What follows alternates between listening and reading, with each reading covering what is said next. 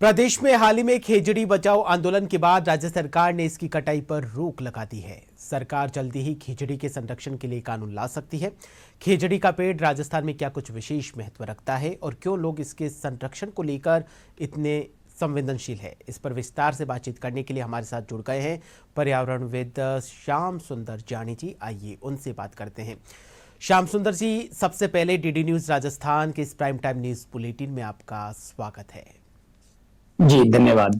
जी श्याम सुंदर जी, सरकार ने हाल ही में कहा है कि जब तक हम खेजड़ी संरक्षण के लिए कोई कानून नहीं लेकर आए तब तक खेजड़ी की जो कटाई है उस पर पूरी तरीके से पूरे राजस्थान में रोक रहेगी। किस तरीके से देखते हैं? सबसे पहला प्रश्न आपसे यही। सरकार का ये जो निर्णय है ये स्वागत योग्य है और इसकी बड़ी दरकार है। खासकर जलवायु परिवर्तन का ये दौर है और जिस तरह से खेजड़ी के ऊपर संकट है उसको देखते हुए ये बहुत ही माकूल समय पे किया गया निर्णय है। और इस निर्णय के लिए एक पर्यावरण प्रेमी के नाते मैं व्यक्तिगत स्तर पे भी सरकार का आभारी हूँ और सभी पर्यावरण प्रेमियों में इस निर्णय से खुशी और संतोष का माहौल है।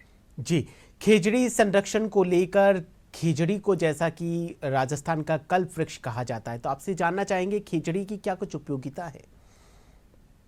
देखिए कि खेजड़ी जो है उसको हम लोग अगर इकोलॉजिकल पॉइंट ऑफ व्यू से देखें तो ये डेजर्ट की लाइफ लाइन है। बिल्कुल। मरुस्थल में अगर आप जीवन की कल्पना करते हैं तो वो खेजड़ी के जरिए ही कर सकते हैं। बिना खेजड़ी के जीवन की कल्पना है वो मुमकिन नहीं है।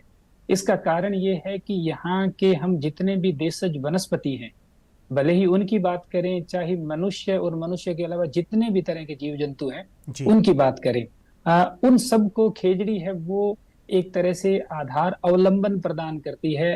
हमारे यहाँ कहा जाता है पश्चिमी राजस्थान में कि खेजड़ी धरती को खूंटो, यानी ये एक पिलर है धरती का, जो खेजड़ी है वो जी। और ये पिलर इस रूप में है कि एक तो इसमें टैप रूट होती है जो कि ग्राउंड वाटर को ऊपर लाती है, इस कारण दूसरी जो वनस्पति जिनकी जड़ें गहरी नहीं जाती है उनको सपोर्ट करती है। दूसरा सिम्बायोटिक रिलेशन है इसका, ये दूसरी वनस्पतियों को अपने आसपास सहेजती है, पनपाती है और इसी कारण उन वनस्पतियों पे आश्रित जो जीव हैं वो रहते हैं। और इसका सबसे बड़ा जो एग्जाम्पल है वो ये है कि हमारा जो थार का मरुस्थल है वो दुनिया का एकमात्र ऐसा मरुस्थल है जो सबसे ज्यादा जैव विविधता की दृष्टि से रिच है और इसका कारण खेजड़ी है।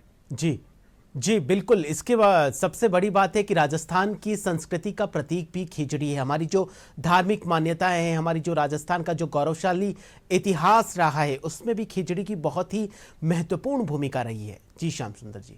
जी बिल्कुल, आपने सही फरमाया। हमारे यहाँ आप देखिए कि लोक जीवन जो है वो खेजड़ी के बिना अधूरा है। चाहे कोई भी हवन हो, वो विवाह के दौरान, विवाह संस्कार के दौरान किया जाने वाला हवन हो या सामान्य हवन हो या इवन मृत्यु के बाद में दाह संस्कार होता है, तो खेजड़ी की लकड़ी है वो, उसको यहाँ तुलसी कहते हैं। बिल्कुल, खेजड़ी की लकड़ी लग गई तो तुलसी लग गई।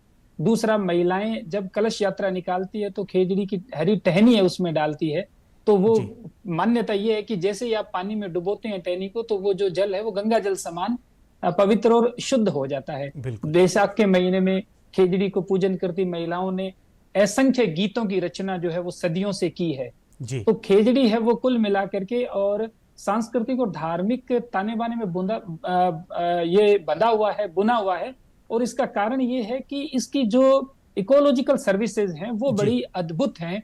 चाहे हम मानव स्वास्थ्य की बात करें, मृदा संरक्षण की बात करें या ग्लोबल वार्मिंग में जिस तरह से ये इतना रोबस्ट ट्री है कि ये बड़ा एकदम तन के खड़ा रहता है मई जून की गर्मियों में, और इसके पत्ते हैं उनकी विशेष बनावट और फिर उनका गुरुत्वाकर्षण के साथ में एक ऐसा रिश्ता कि वो उनका जो ढाल है वो विशेष कोण पे होता है। इस कारण आप गर्मियों में भी खेजड़ी के चारों तरफ ज्यादा ठंडक महसूस करेंगे। बिल्कुल बिल्कुल श्याम सुंदर जी, कुल मिलाकर इन्हीं विशेषताओं के कारण ही हमारे जो राजस्थान का राज्य वृक्ष है खेजड़ी, उसको कल्प वृक्ष कहा जाता है। श्याम सुंदर जी, बहुत बहुत शुक्रिया डीडी न्यूज राजस्थान के साथ जुड़ने के लिए और अपने विचार हमारे साथ साझा करने के लिए।